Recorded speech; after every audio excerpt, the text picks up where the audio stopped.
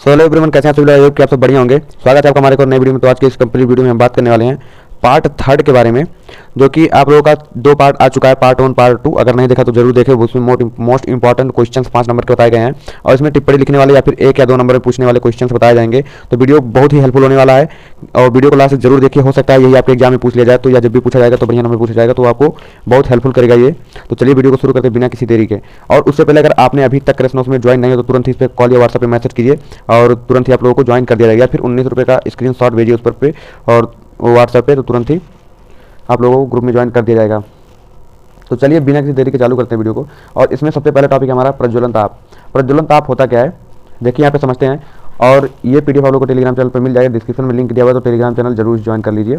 और चलिए देखते हैं प्रज्वलन ताप होता क्या है। बेसिकली यह तापक्रम जब कोई स्नेहक वाष्प में परिवर्तित होने लगता है तो प्रज्वलन ताप कहलाता है।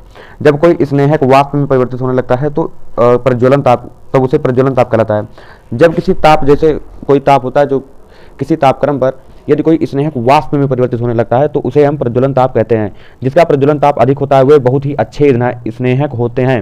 ये स्नेहक वाला है गाइस, तो अब आप लोग समझ सकते हैं। ये स्नेहक, लुब्रिकेंट और फ्यूल दोनों का मोस्ट इंपॉर्टेंट टॉपिक पार्ट लेकर के, मतलब जो एग्जाम में पूछने वाले हैं टिप्पणी में, तो वही सब हैं बस।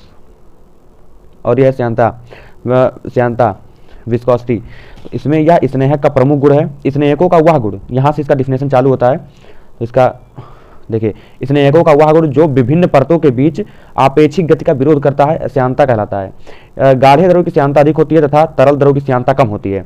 स्नेहक, जिस स्नेहक का डिफिनेशन आप लोग दीजिए तो वही आप इसका स्नेहक का डिफिनेशन ये होगा कि स्नेहक का यही होता है कि जो कोई भी दो विपरीत गति कर रहे हैं तो उसके बीच में लगने वाले विपरीत विरोधी और घर्षण विरोधी बल को ही श्यांता कहलाते, स्नेहक कहते हैं। तो उसे उस गुण को, जिस गुण के कारण वह श्यांता कहलाता है, तो उसे, मतलब जिस गुण के कारण वह स्नेहक कहलाता है तो उसे ही श्यांता कहते हैं, क्योंकि वह गुण जो विभिन्न परतों के बीच आपेक्षिक गति का विरोध करता है तो उसे श्यांता कहते हैं। तो इसको भी आप लोग देख सकते हैं, इसको तैयार कर सकते हैं। और यहाँ से आपका आ गया ऑक्टेन संख्या, तो यह इंपॉर्टेंट है, तो आप लोग इसको जरूर से जरूर तैयार करें। यहाँ पे देखिए, अब शुरू में चलिए देखते हैं, इसको समझाते हैं और बहुत ही बढ़िया समझ में आएगा। ऑक्टेन संख्या, ऑक्टेन नंबर, पेट्रोल की शुद्धता को मापने के लिए प्रयोग किया जाता है। सबसे पहले इसका वही है, एक लाइन में आप लोग लिख देंगे सबसे पहले इसका प्रयोग कहाँ किया जाता है। तो पेट्रोल मापने के लिए, पेट्रोल की शुद्धता मापने के लिए इसका प्रयोग किया जाता है। और चलिए इसका डिफिनेशन देखते हैं क्या है। आइसो ऑक्टेन और एन हेप्टेन के मिश्रण में आइसो ऑक्टेन का वह प्रतिशत मान जो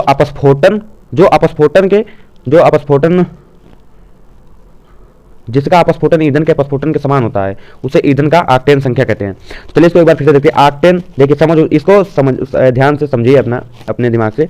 iso octane and n heptane के मिश्रण में आइसो ऑक्टेन का वह प्रतिशत मान जिसका अपस्फोटन ईंधन के अपस्फोटन के समान होती है उसे हम ईंधन का ऑक्टेन संख्या कहते हैं। जैसे देखिए, यदि ऑक्टेन संख्या आप लोगों का 80 है तो मिश्रण में 80% आइसो ऑक्टेन होगा और एन हेप्टेन मिला होगा।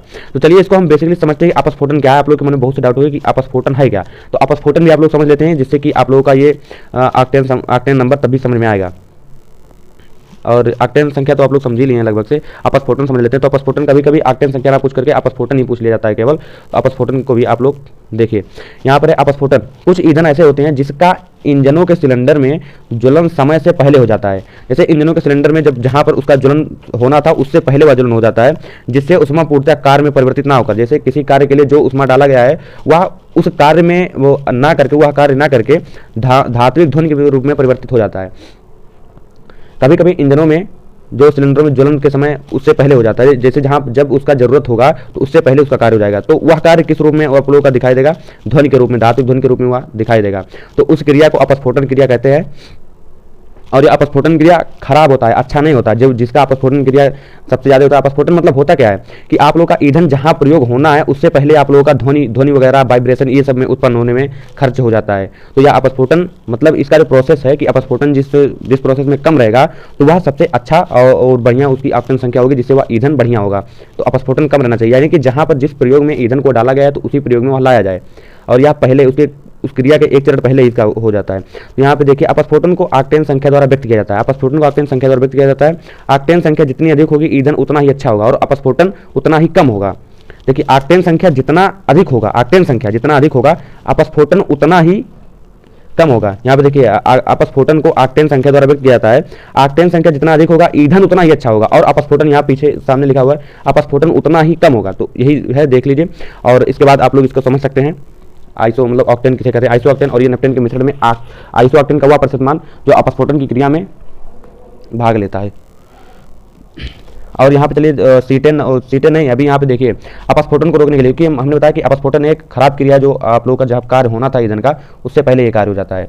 तो अपस्फोटन को रोकने के लिए TEL टेट्राएथिल लोड का प्रयोग करते हैं, और इसका सूत्र यह है, और यह प्रदूषण ज़्यादा फैलाता है। जब उसको रोकने के लिए ये प्रयोग किया जाता है तो इससे प्रदूषण होता है। चलिए अब समझते हैं सीटेन संख्या क्या होती है। सीटेन संख्या भी आप लोग का इंपॉर्टेंट है, या कभी कभी होता क्या है कि या टिप्पणी लिखने में भी दे देता है, या फिर 2 नंबर में 3 नंबर पूछ लेता है, तो इसको भी जरूरी है। या डीजल की गुणवत्ता सीटेन द्वारा मापा जाता है, वह पेट्रोल द्वारा था, मतलब वो पेट्रोल की शुद्धता या की गुणवत्ता मापा जाता था ऑक्टेन संख्या द्वारा, और यहाँ सीटेन संख्या द्वारा डीजल की गुणवत्ता मापा जाता है। तो इसमें है सीटेन तथा मेथिल नफ्थलीन, सीटेन तथा अल्फा मेथिल नफ्थलीन के मिश्रण में सीटेन का वह प्रतिशत जिसका ज्वलन विलंब ईंधन के ज्वलन विलंब के बराबर होता है सीटेन संख्या कहलाता है। यह डीजल के लिए उपयोग किया जाता है। आप लोग समझ सकते हैं, और टेलीग्राम चैनल ज्वाइन कर लीजिए, जरूर से जरूर ज्वाइन कर लीजिए, क्योंकि वहाँ पे अपडेट्स आप लोग को मिलती रहती हैं, और ये PDF भी वहीं पर जाएगा, तो वहाँ से आप लोग इसको देख सकते हैं और वहाँ से याद कर सकते हैं इसको। और देखिए ज्वलन विलंब देख लेते हैं। जब किसी ईंधन को जलाया जाता है तो जलने से पहले आग लगने तक के समय को ज्वलन विलंब कहते हैं। अब जब किसी ईंधन को जलाया जाता है तो आग लगने तक उसके बीच के समय को आग लगने तक के समय को उसके बीच के समय को ज्वलन विलंब कहते हैं। तो इसको भी आप लोग समझ सकते हैं। और ये देखिए यहाँ पर भी एक इंपॉर्टेंट टॉपिक आता है सामने, LPG और CNG में अंतर पूछेगा, या फिर इसका सीधा डिफिनेशन, या फिर दोनों के बारे में अलग अलग आप लोग जाने रहिए। आप जरूरी भी है जानना, जाने रहिएगा तो सही रहेगा। और ये इंपॉर्टेंट टॉपिक है, इस चैप्टर से इंपॉर्टेंट टॉपिक है ये, तो इसको ध्यान दीजिए। LPG का फुल फॉर्म जो होता है लिक्विफाइड पेट्रोलियम गैस होता है इसका पूरा नाम, और यह घरों में सबसे ज़्यादा उपयोग होने वाली। देखिए दोस्तों, अगर आप लोग को एग्जाम में कुछ भी ऐसा कुछ भी जो आंसर आप लोग लिख रहे हैं उसको पॉइंट वाइज लिखा करिए। अगर इसी को, अगर देखिए यहाँ पर हम पॉइंट वाइज लिखे हुए हैं, अगर इसी को पैराग्राफ में लेकर के आते तो मुश्किल से 1 या 2 नंबर मिलेगा, और अगर ये 5 नंबर में पूछा गया तो 2 नंबर मिलेगा। और अगर इसको पॉइंट वाइज लिख करके आते हैं तो यह डेफिनेटली 3 से 4 नंबर के आसपास जाएगा, और बढ़िया रहेगा तो वह 5 नंबर भी दे सकता है इस पर। तो इसका जरूर से जरूर आप लोग ध्यान दीजिए। यहाँ आई बटन पे एक वीडियो आ रही होगी, इसको जरूर से जरूर देखिए। इसमें बताया गया है कि कैसे कैसे आप लोग परीक्षा में पास हो सकते हैं। अगर मान लिया उस समय कुछ भी नहीं आ रहा है तो कैसे आप लोग पास हो सकते हैं और कैसे लिख सकते हैं। तो यह वीडियो देखिए, और कुछ कंटेंट आप लोग के दिमाग में रहना चाहिए कि कैसे उसको पास होना है। और चलिए यहाँ पे समझते हैं। पहला, यह घर में सबसे ज़्यादा प्रयोग होने वाली गैस है।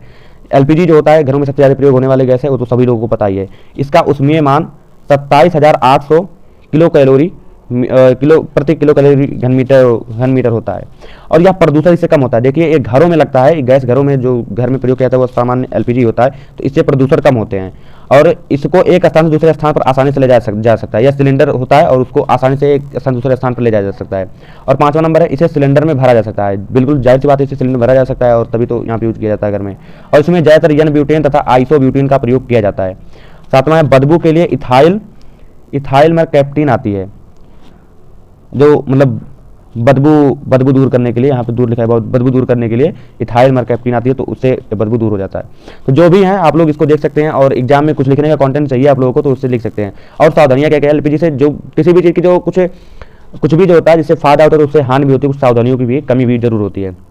हमें LPG गैसों का प्रयोग करते समय कुछ सावधानियाँ बरतनी है, और नहीं तो सिलेंडर फट भी सकती है। पहला क्या, उपयोग ना होने पर रेगुलेटर बंद कर दे। जैसा कि आप लोग सिलेंडर में बार बार वहीं पे सामने ही लिखा होता है कि उपयोग ना होने पर रेगुलेटर बंद कर दे, तो वही बात है, वो भी बहुत ही अच्छी बात लिखी रहती है। देखिए, दूसरा, ज्वलनशील पदार्थों को सिलेंडर के पास नहीं रखना चाहिए, यानी कि जो मोमबत्ती वगैरह या फिर दिया वगैरह है तो वह जो है सिलेंडर के पास नहीं रखना चाहिए। और तीसरा है, सिलेंडर तथा चूल्हे को साफ सुथरा रखना चाहिए। सिलेंडर तथा चूल्हे को, जो सिलेंडर है और उसका जो चूल्हा है, गैस चूल्हा इसे बोलते हैं, वह दोनों को साफ सुथरा हमेशा रखना चाहिए। और इसके बाद इसी वजह देख लेते हैं कि CNG क्या होता है, और CNG भी किस प्रकार से, इसका पूरा नाम होता है कंप्रेस्ड नेचुरल गैस। और इसका दूसरा है, इससे प्रदूषण नहीं फैलता है। तीसरा, ज़्यादातर वाहनों में प्रयोग किया जाता है, या जो आप लोग टेम्पू वगैरह या फिर जो ऑटो रिक्शा वगैरह देखते होंगे तो उसमें CNG अब ज़्यादातर चलने लगी हैं, तो उसमें से ज़्यादातर वाहनों में CNG का प्रयोग किया जाता है। और जलने पर या ज़्यादा उष्मा देता है, या जलने पर ज़्यादा से ज़्यादा उष्मा देता है। और इसमें मुख्य तत्व उपस्थित होते हैं मेथेन, इसमें मुख्य तत्व मेथेन होते हैं। आप लोग बस इतना जानिए, एक शब्द जानिए, इसमें ऑब्जेक्टिव में भी आ सकता है ये। और 6वां, इसका उष्मीय मान 14,000 किलो कैलोरी प्रति घन मीटर होता है, या LPG गैस के मुकाबले ज़्यादा महंगा होता है। या तो बस आज के लिए बस इतना ही है। पूरा खत्म हो चुका है। और अगर आप लोग ज्वाइन होना चाहते हैं तो तुरंत ज्वाइन हो जाइए और डिस्क्रिप्शन में लिखे टेलीग्राम चैनल का जरूर ज्वाइन होइए। तो चलिए दोस्तों, मिलते हैं नेक्स्ट वीडियो में। आई होप कि आपको वीडियो पसंद आएगा।